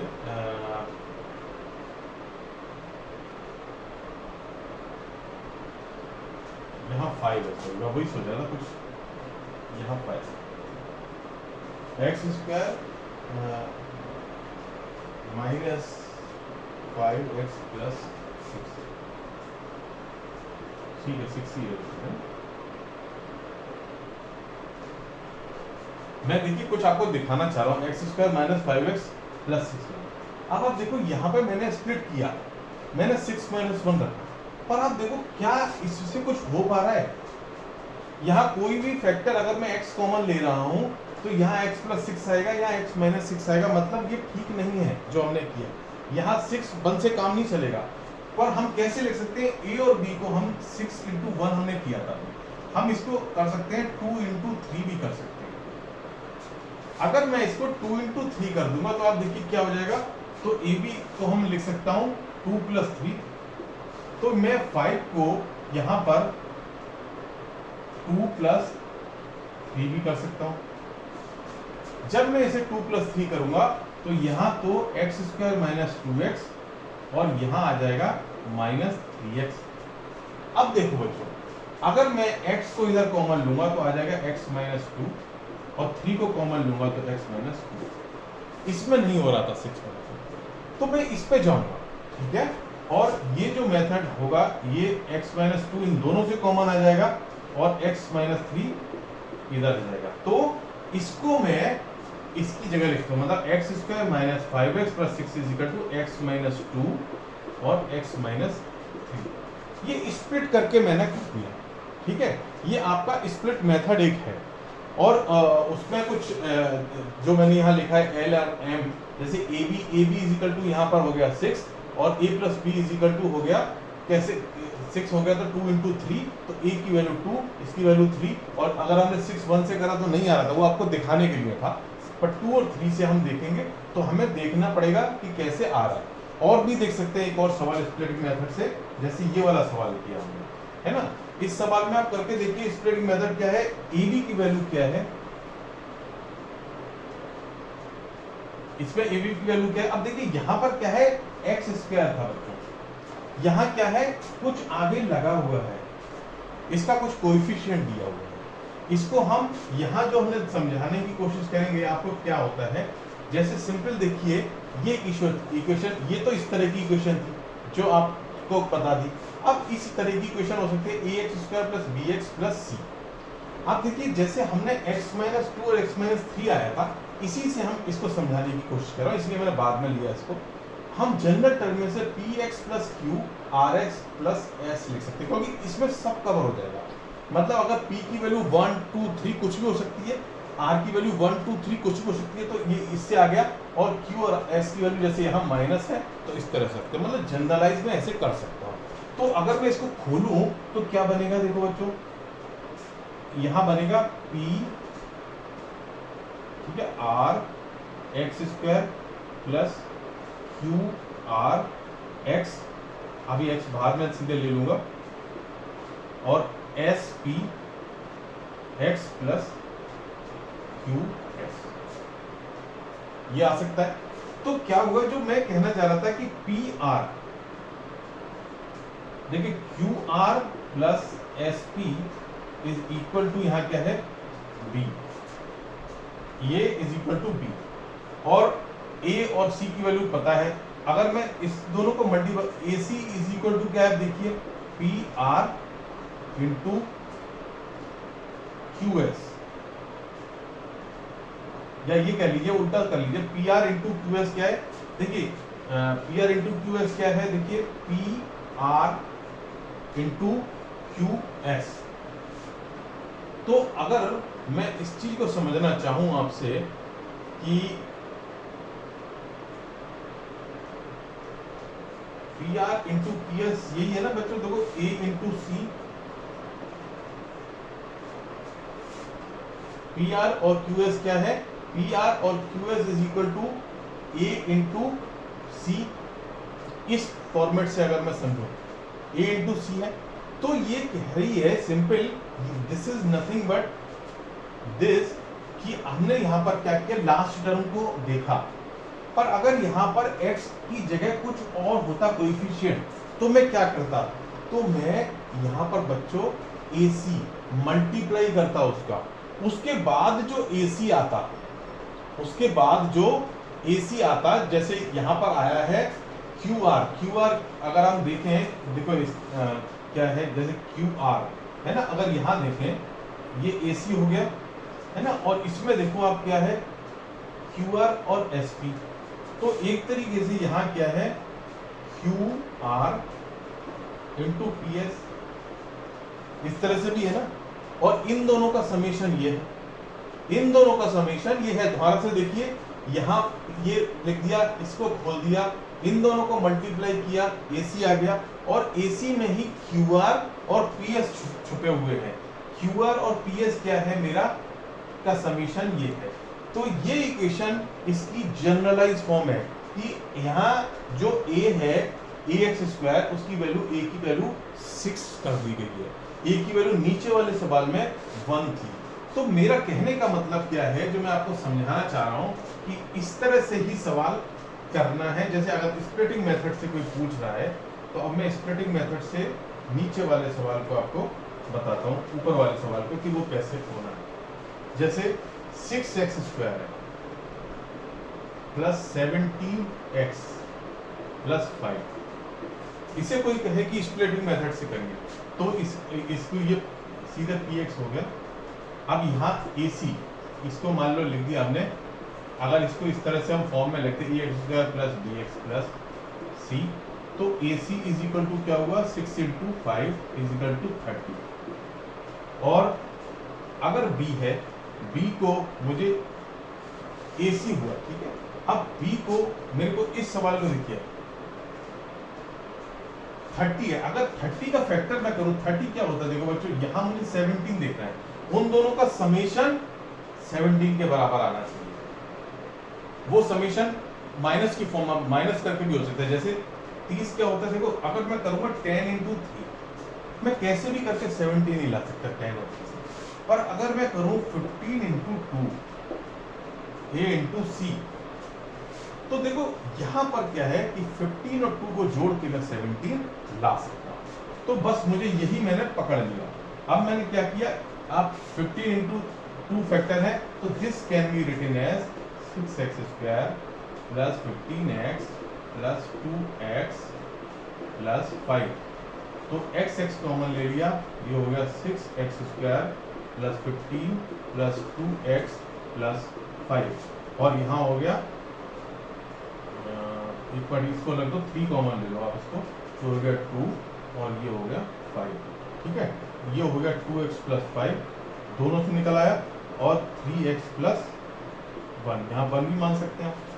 15 और 2 रखा, उसके बाद 2 देखो 3 कॉमन आएगा 3x, 2x प्लस 5 बचेगा, उसके बाद 2x प्लस 5 दोनों दो सेम मिलते हैं इसमें, ये कॉमन लेना ही पड़ता है इस तरह से कि ये टर्म इसके बराबर निकल के आए, दोनों कॉमन ले लिए 3x प्लस 1। तो सिंपल हमारा ये निकल के इक्वेशन स्प्लिटिंग मेथड से आ गया। एक आपको बच्चों फैक्टराइजेशन मेथड भी आपके यहाँ है, और कुछ नहीं है, सिंपल है। अगर कोई आपको दिक्कत हो तो मुझे बताना। जैसे उसमें क्या है, जैसे 6 है आपका इस इक्वेशन में, ये तो स्प्लिटिंग मेथड, स्प्लिट मतलब मिडिल टर्म का split, splitting of middle term quadratic equations. 6 है, फैक्टराइजेशन मेथड में क्या है कि वो ये देखते हैं कि जैसे यहाँ 6 है तो यहाँ x square minus 5x plus 6 था, तो मैं क्या करूं, 6 के मेरे फैक्टर क्या हो सकते हैं, देखो बच्चों 6 के मेरे फैक्टर 1, 2 और 3 हो सकते हैं, यही हो सकते हैं। इनके अलावा कुछ भी 6 के फैक्टर नहीं हो सकते। 1 फैक्टर आपको निकालना आता है 6 के, ठीक है। तो सिंपल अगर ये 3 फैक्टर हैं तो फैक्टराइजेशन मेथड में ये होता है कि आप इन्हीं में से देखो, अगर 1 की x की वैल्यू 1 रखो, 1 माइनस 5 प्लस 6, 7 माइनस 5, 2 बच रहा है, मतलब ये इसका ये कट गया। x is equal to 1, x minus 1 is not cut. x is equal to 2 रखेंगे तो यहाँ हो जाएगा 4 माइनस 10 प्लस 6, देखो 0 हो गया, means x is equal to 2 and 3 रखेंगे 9 माइनस 3 5 15 और ये भी 0 होगा एंड 3, पर ये पॉलिनोमियल 0 होता है, मींस x माइनस 2 और x minus 3 both are the factors. और यही यहाँ निकल के आया था जो हमने फैक्टराइजेशन मेथड स्प्लिटिंग मेथड से किया था, ये हम फैक्टराइजेशन मेथड से कर सकते हैं। इसी तरह हम इस सवाल को भी कर सकते हैं, सिंपल है, आप खुद करना, नहीं आता तो पूछना। जैसे ये है, इसमें हम 6 को कॉमन ले लें, 6 को मैं अगर कॉमन ले लूं तो क्या छूटेगा, x square plus 17/6 x plus 5/6, और 5/6 जो होता है उसके फैक्टर अगर मैं ढूंढने जाऊंगा, ऊपर देखो, ऊपर क्या हो सकता है, या तो 1 हो सकता है या 5 हो सकता है, पर नीचे 2 भी हो सकता है और 3 भी हो सकता है, प्लस भी हो सकता है, माइनस भी हो सकता है, क्योंकि दोनों माइनस हो सकते हैं, दोनों प्लस हो सकते हैं, और क्या हो सकता है, 2 हो गया, 3 हो गया, 6 भी हो सकता है, 1/6 भी हो सकता है ना। और क्या हो सकता है, 2 हो गया, 3 हो गया, देन आपका प्लस 1/2 प्लस 1 प्लस माइनस 1/3 भी हो सकता है ना। इसमें जैसे इसमें किस तरह से कर रहे हैं, जैसे मानो इन दोनों को पकड़ा हमने, बहुत सारे इसके फैक्टर निकल सकते हैं बच्चों। जैसे आप 1/3 करेंगे तो 1/3 के लिए ऊपर नीचे 1/3, दूसरा फैक्टर क्या आएगा, 5/2 भी हो सकता है। तो इसके ऐसे कई सारे, जैसे 1/6 है तो 5 into 1/6 भी हो सकता है, दो फैक्टर दोनों हो सकते हैं। इसमें आपको सारी वैल्यूज में रख के देखना पड़ेगा इस सवाल में कि किसमें 0 आता है, और वो दोनों फैक्टरों को पकड़ना पड़ेगा, जैसे मैंने नीचे पकड़ा है कि जो x6 के, हालांकि ऐसे सवाल नहीं दिए जाते हैं और इसका ट्रिक्स होती है। आपको कभी वीडियो लंबा ना हो जाए इसलिए मैं इसका अभी नहीं बताऊंगा, आपको अगली सीरीज में जरूर बताऊंगा कि इस तरह के सवाल कैसे किए जाते हैं। पर ये सिंपल अगर देखेंगे तो 6 के फैक्टर 1 2 3 और 2 3 से 0 हो रहा है तो ये हो रहा है, 1 से नहीं होगा तो नहीं होगा। इस तरह से इसके फैक्टर भी बहुत सारे निकलते हैं, 1/2 1/3 है ना, और ऐसे 5/5 ऊपर आ सकता है, और एक में तो 5 रखना ही पड़ेगा आपको। दो फैक्टर जब भी मिलाओगे, जैसे यहाँ 5/6 में क्या हो सकता है, इसके फैक्टर हो सकते हैं 5 × 1/6 भी होता है ना, और 5/2 × 1/3 भी होगा। मतलब कहने का मतलब ये सब इसके फैक्टर हो सकते हैं। इसमें रख के हमें वैल्यूज देखनी पड़ेंगी कि किससे 0 आ रहा है, तब हम उसको कर पाएंगे। ये आपको मैं जरूर समझाऊंगा आगे से। आगे जब हम कॉम्पिटिटिव सवाल करेंगे जिसमें हमें फटाफट सवाल को निकालना पड़ता है, तो उसमें आपको ये बताऊंगा। अब हम थोड़ा सा आइडेंटिटीज की तरफ चलेंगे, ठीक है। अब हम बच्चों ये सीखेंगे कि हमने फैक्टराइज कैसे करना है और आइडेंटिटीज का यूज करके कैसे करना है। अगर आपको याद हो तो 8 में, कक्षा 8 में आपने 3 आइडेंटिटीज पढ़ी हुई है। एल्जेब्रिक आइडेंटिटीज, x + y का square = x² + y² + 2xy, x - y का स्क्वायर x² + y² - 2xy, और x² - y² = x + y x - y। ये ऐसी आइडेंटिटीज हैं बच्चों, एग्जाम्स में बहुत कम समय में आप सवाल कर सकते हैं और ट्रिक्स से सवाल होते हैं। कुछ हम 1-2 एग्जाम्पल देखेंगे, फिर आप घर पे भी प्रैक्टिस करना, नहीं आता है तो मुझसे पूछना। ये आइडेंटिटीज, और एक हमने अभी यहाँ ये भी सीखी थी कि x + a x + b = x² a + b ab। ये हमने अभी थोड़ी देर पहले ही करा है, ठीक है। अब अगर कोई मुझसे कहे कि भाई इसको फैक्टराइज करो, 49a² 70ab + 25b²। अब मैं सोचूंगा कि मैं कौन सी आइडेंटिटी यूज करूं। देखो यहाँ स्क्वायर है तो मतलब स्क्वायर की आइडेंटिटी यूज करनी है। स्क्वायर की आइडेंटिटी ये वाली है। आप देखो इसमें से कौन सी फॉर्मेट नजर आ रही है, फॉर्म बड़ा सिंपल है। देखो 49 which is the square of 7, तो 7a का होल स्क्वायर, ठीक है। और उसके बाद क्या है, प्लस यहां 25b² है, मतलब 5b का होल स्क्वायर, प्लस अपने आप सोचो 2xy होता है, मतलब 2 7a × 5a क्या होगा, 7 दूनी 14 पंजे 70 बन गई। तो ये एक आइडेंटिटी बन गई, means x² y² + 2b। Simple इसकी वैल्यू कितनी होती है, x + y का whole square. So this can be written as, यहां मैं कर देता हूं, = 7a + 5b, ठीक है, और का होल स्क्वायर हो गया। This can be written as 7a + 5b का होल स्क्वायर, फैक्टराइज हो गया, ठीक है। कितना छोटा सा सवाल था, केवल देखने की बात है, ठीक है। अब नीचे वाले बात है, यहाँ एक सवाल दिया, इसको फैक्टराइज करना। देखो सवाल से दिख रहा है, माइनस का साइन है, x² है, तो या तो ये आइडेंटिटी हो ही नहीं सकती क्योंकि स्क्वायर है। तो सिंपल ये आइडेंटिटी है, कैसे, 25 देखो 5 = पहले यहां पर हम कर लेते हैं, या इक्वल टू यहां इक्वल करके दिखाते हैं, = 5 हो गया तुम्हारा, 25 हो गया, 5 पेन बदल लेते हैं, थोड़ा सा साफ नहीं दे रहा है, = यहाँ हो गया 25 में 5/2 का x का होल स्क्वायर, माइनस यहाँ क्या है, y² - y/3 का होल स्क्वायर।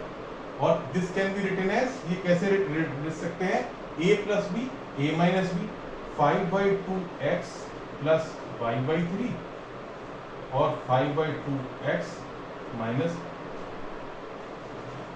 हो गया, ठीक है। बस इतना सही है, और फर्दर सॉल्व भी करना चाहो वो भी कर सकते हो, कुछ उससे कुछ बहुत ज्यादा फर्क, इतने पे भी आपका सही माना जाएगा सवाल, कोई गलत नहीं है। और अगर इसको 6 कॉमन ले लोगे आप, तो चलो छोड़ो, आप इतनी छोड़ो, ठीक है, ज्यादा अपने परेशान करेंगे, ठीक है। ये फैक्टराइज, ठीक है। अब हम आगे बढ़ते हैं, और सवालों से दिख रहा है, ठीक है। अब देखिए आगे क्या है, x + y + z का होल स्क्वायर यहाँ था, तीसरी चीज आ गई है z फैक्टर। तो ऐसे सवालों को देखो, सवाल का फॉर्मूला तो मैं आपको बता सकता हूँ, कोई दिक्कत नहीं, पर फॉर्मूला मैं टाइप करना चाहता हूँ ताकि आपको समझ में आ जाए ये चीज। तो देखो इसको हम कैसे लिख सकते हैं, हम मान लेते हैं थोड़ी देर के लिए x y + z = t है, तो क्या हो जाएगा, ये is equal to X plus P का होल स्क्वायर। और इस फॉर्मूले से मैंने खोल लिया इसको, X square plus P square plus 2xp। अब p की वैल्यू रख दे रहा हूं, X square plus P square क्या था, y plus Z plus 2x y plus Z, x square plus Y square, अब ये फिर इसमें formula plus Z square plus 2yz plus 2xy plus 2x, यही इसका फॉर्मूला है बच्चों। x plus Y plus Z का whole square, X square plus Y square plus Z square plus 2xy plus 2yz plus 2zx। ठीक है, अब देखिए सवाल होते कैसे हैं। मान लो इसको फैक्टराइज करने को आ गया, 4x square Y square Z square minus 2x। देखो अब यहाँ दिख रहा है एक्स वाई जेड 3 है, तो सिंपल हमारे पास ये फॉर्मूला है, एक नीचे भी फॉर्मूला है, पर ये किसकी शेप का लग रहा है, देखो एक्स वाई का टर्म भी है, वाई जेड का भी, एक्स जेड का भी, तो सिंपल ये है फॉर्मूला। देखो आप ऐसे सवाल आएंगे ही इस तरह से कि वो फॉर्मूला बनेगा आपका सिंपल, है ना। तो यहाँ पर क्या होगा, आप सिंपल इस सवाल को बोर्ड से ना थोड़ा सा, ठीक है, तो इसको आपको कैसे देखना है, देखो 4x स्क्वायर है, तो this can be written as 2x का होल स्क्वायर, वाई स्क्वायर अपना है ही। ठीक है, इसमें आपको कुछ नहीं, मतलब ये आप देखोगे जैसे 2x का होल स्क्वायर है, अभी ये कौन सा पोर्शन है, ये वाला पोर्शन है, सॉरी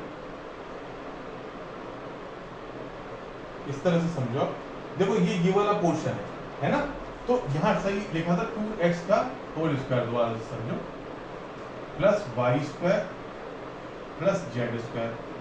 अब क्या कहता है, प्लस 2xy 2yz और zx, तो प्लस 2xy क्या था 2x, x क्या है यहाँ पर 2x है, y है और z है, 2xy 2xz और 2yz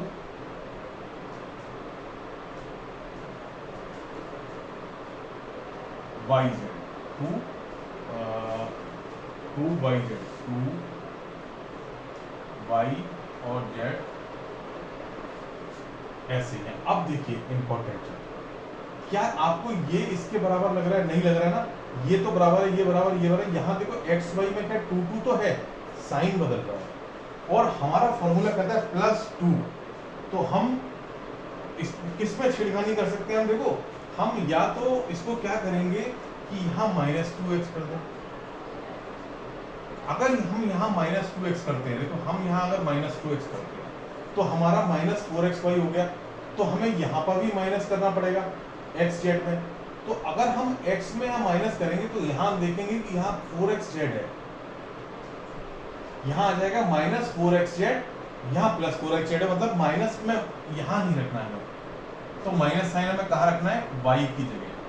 ठीक है बच्चों, हमें माइनस साइन y की जगह रखना है। क्या हो गया इसको प्लान को,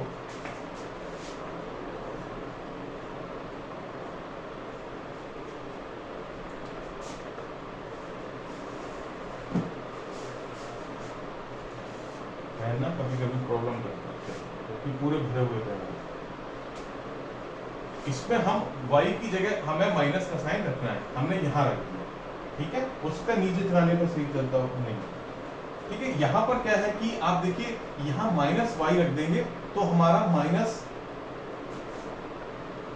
-4xy आ जाएगा, यहाँ पर फिर -4xy आ जाएगा, -y अगर रख दिया। अब यहाँ से मुझे मतलब नहीं है, यहाँ पर अगर मैंने -y रख दिया तो मेरा अभी भी यहाँ पर नहीं आएगा, यहाँ पर माइनस रख दिया, -z, अगर मैंने -y रख दिया तो देखो yz वाला क्या होगा, यहाँ भी माइनस आ जाएगा,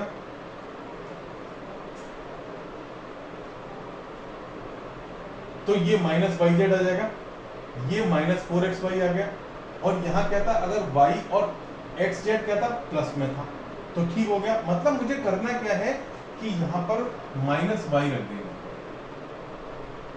बस -y रखते ही मैंने देखा कि देखो यहाँ पर मेरा -4xy आ गया, यहाँ -2yz आ गया, और यहाँ y है ही नहीं माइनस का, तो यहाँ z है, तो माइनस का वाई स्क्वायर है। तो टर्म सीधे सीधे क्या बना मेरा बच्चों, ये इज इक्वल टू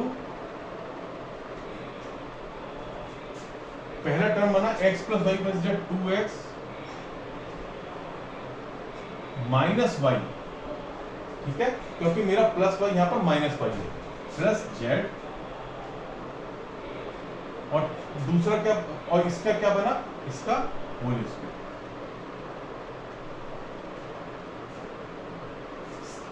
सीधे मैंने इस इक्वेशन को इससे कंपेयर कर लिया, और ये मुझे अब याद कर लेने हैं। ये तो मैंने निकालने आपको बताया कैसे निकालते हैं, मैंने ऐसे ही निकाला, तो सिंपल ये इसका फैक्टराइजेशन हो गया। चाहे इसको 2 बार लिख लीजिए एक्स स्क्वायर करके, या 1 बार लिख लीजिए, ये इसका फैक्टराइजेशन, ठीक है।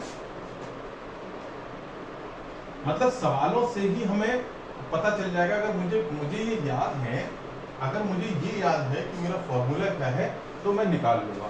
इसी तरह आप x प्लस वाई का होल क्यूब कैसे निकालेंगे, अगर कोई पूछे x प्लस वाई का होल क्यूब आप कैसे निकालेंगे, तो मैं क्या करूंगा, मैं सिंपल, आई थिंक मेरे को वीडियो रोक के बच्चों ये लाना चाहिए पेन है, थोड़ा दिक्कत हो रही थी तो इसलिए मैं ये बदल लिया थोड़ा पेन, हालांकि ये भी बहुत अच्छा नहीं चल रहा है, पर ठीक है आपको दिखाई देगा। अब x प्लस वाई का क्यूब अगर निकालना है, ठीक है, x प्लस वाई का क्यूब निकालना, तो मैं सिंपल इसको इस तरह से लिख सकता हूँ, x प्लस वाई, और यहाँ पर x प्लस वाई का होल स्क्वायर, जिसको मुझे पता है कि x square plus Y square plus 2xy होता है।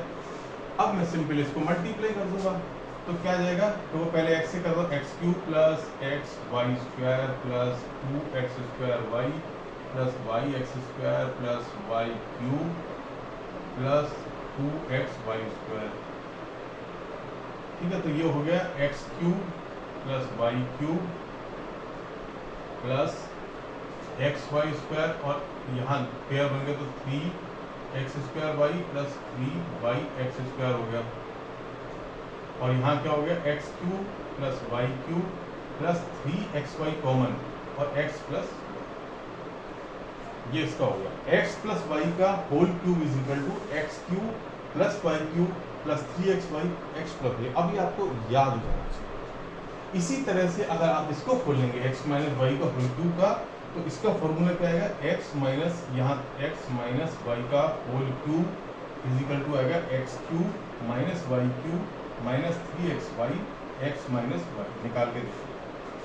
और इसी तरह से आप जब इस सवाल को खोलेंगे, जैसे ही आपका ये है, इसको करेंगे x cube plus y cube plus z cube minus 3xy z, अगर इसको खोलेंगे तो ये आता है। तो मतलब दोनों साइड को याद रखना है, x plus Y plus Z, x square plus Z square plus Y square minus x Y minus Y Z minus Z x. ये आपकी सारी आइडेंटिटीज हैं, 1 2 3 4 5 6 7 8, याद कर लो इसको, आपके बहुत काम आएंगे, ठीक है। ये सिंपल है, x plus Y plus Z, x square plus Y square plus Z square minus x Y minus Y Z minus Z x.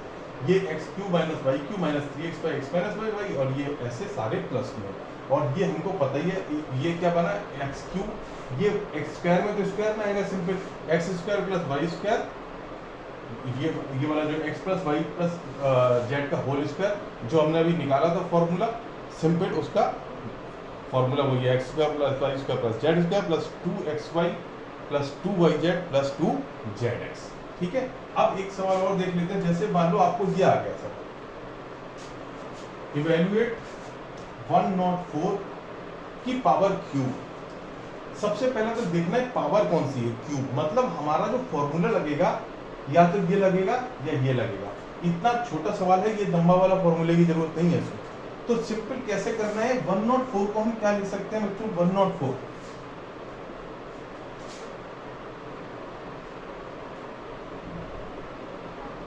104 is equal to हुआ 100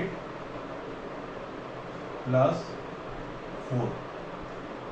देखो ऐसे करने जाएंगे 104 इंटू 104 इंटू 104, बहुत टाइम लगेगा। इस सिंपल हो गया 100 प्लस 4 का होल क्यूब। हमने ऐसा क्योंकि अब हमारे पास इसका फॉर्मूला है, ये जब बन जाता है तो इसका फॉर्मूला होता है ये, तो क्या बना, एक्स क्यूब मतलब 100 का क्यूब। 100 का क्यूब कितना होता है, सिंपल पता है हमको, देखो 100 का क्यूब 10 टू द पावर 6 होता है, ठीक है। उसके बाद क्या बना, y का क्यूब 64, उसके बाद क्या बना 3, x कितना है 100, y कितना है 4, x प्लस y कितना है 104। बस निकल गया आपका सवाल। ये और ये तो सिंपल ही है, 104, इसको सॉल्व कर देंगे, इसका आंसर आ जाएगा। उसने बोला इवेल्युएट करना है तो हमें इस एक्सरसाइज की तरह से करना है, सीधे 104 का मल्टीप्लाई मत करना, आपको फॉर्मूले से करने के लिए वो बोल रहा है। ये सिंपल भी है और वो समझाना भी चाहता है कि x प्लस वाई के होल क्यू से करना है, x माइनस वाई के होल क्यू से करने की कुछ नहीं मिलेगा, क्योंकि x माइनस वाई के 108 माइनस 64 वो तो 108 का होल क्यूब उतना ही कॉम्प्लिकेटेड हो जाएगा जितना 104 का है, बस 100 का होल क्यूब सबको पता है, सीधे 6 जीरो लग जाती है। तो ये आसान करके देखेंगे। इसी तरह थोड़ा सा मैं बोर्ड को क्लियर करूं, आपको बच्चों अगर ये पूछा गया 8x क्यूब प्लस 27, इसको देखिए कितने हिस्से हो गए, 8x cube plus 27y cube plus 36। अब देखो ये सवाल क्या दिखा रहा है, हमें क्यूब में है, ये तीनों फॉर्मूले क्यूब के हैं, पर आप इसको एक चीज देखिए यहाँ पर कि ये इस वाली साइड को तो नहीं दिखा रहा है, ये दिखा रहा है इस वाली साइड को, और आप इसको देखेंगे तो इसमें टर्म होते हैं y cube z cube, 3 term, जबकि यहाँ क्या है x और y 2 वेरिएबल। तो 100% ये फॉर्मूले इन दोनों के हैं, तो x प्लस वाई के होल क्यूब वाले हैं या x माइनस वाई के होल क्यूब वाले हैं। देख लेते हैं, देखो पहले से देख के तो लग रहा है x प्लस वाई का होल क्यूब है, क्योंकि सब में पॉजिटिव साइन है और कहीं है नहीं नेगेटिव साइन, तो क्लियर पता चल गया। अब देखो यहाँ 2x क्या है, 8x क्यूब क्या है, यहाँ 8x क्यूब होता है 2x का होल क्यूब, और 27y क्यूब क्या होता है 3y का होल क्यूब, ठीक है। उसके बाद क्या होता है 3xy, 3 इंटू 2 इंटू 3, 18xy, ठीक है। अब 18xy हो गया, और x प्लस वाई क्या होता है 2x प्लस 3y। तो सिंपल अगर मैं लिखूं इसको कैसे लिख सकता हूं मैं, अब इसको देखो ये हो गया x क्यूब और ये इसका फॉर्मूला क्या बन रहा है, देखो 18xy into 2x 36x square y, बिल्कुल सही। 18 इंटू 3, 18 एकम 18, 18 3 54, 18 दूनी 36, 18 3 54 x y स्क्वायर, ये फॉर्मूला इसमें बिल्कुल फिट है। मतलब ये can be written as this and this can be written as x plus y का whole cube, which is 2x plus 3y का होल क्यूब। बस इतना सा सवाल है, ये था, इसको ये स्टेप लिखा, मैं इसमें ऊपर चल रहा हूँ क्योंकि बोर्ड भरा हुआ, आपको नीचे ही आना है, तो नीचे लिखना है। This can be written as equal to this and this from this formula, giving reference of this formula, this is because this is an identity, तो using this identity 2x plus 3y का whole cube, ठीक है। अब आता है एक सवाल 7a plus 5b का होल स्क्वायर, ये तो बहुत सिंपल है, सिंपल इससे कर लीजिएगा, करने की जरूरत नहीं है, ठीक है। आई थिंक सब कवर अप हो गया है, आपको सवाल और दिखाने की जरूरत है नहीं, बिल्कुल सिंपल है। मैं एक बार बोर्ड अगर जैसे क्लियर करूं तो ये सारा हटा देता हूँ मैं, ठीक है। आपको जब भी सवाल दिया जाए आप आइडेंटिटी से देखिए, कॉम्पिटिशन्स में भी ऐसे सवाल आ जाते हैं और भी डिफिकल्ट आ जाते हैं कि अगर आप बगैर आइडेंटिटी के करेंगे तो बहुत टाइम लगेगा।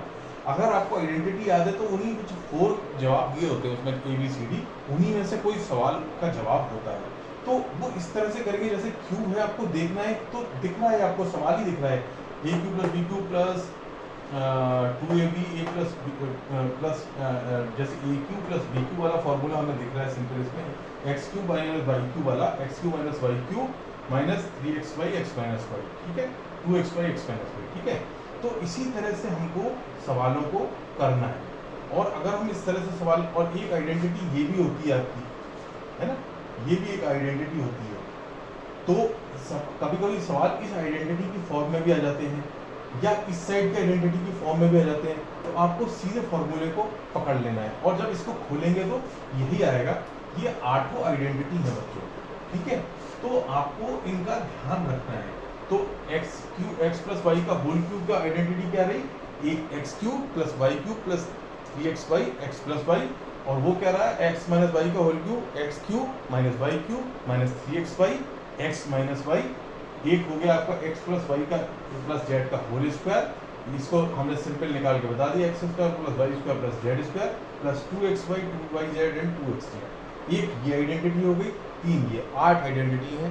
अब आपके दिमाग में फिट कर लो, बहुत सारे सवाल आइडेंटिटी से ही फैक्टराइज हो जाते हैं, इवेल्युएट आप कर सकते हैं। मेरी तरफ से पॉलिनोमियल का कंसेप्ट मैंने आपको क्लियर कर दिया। अब बच्चों कई सारे सवाल करके आपको उसमें बहुत अच्छा बनाएंगे। Have a good day.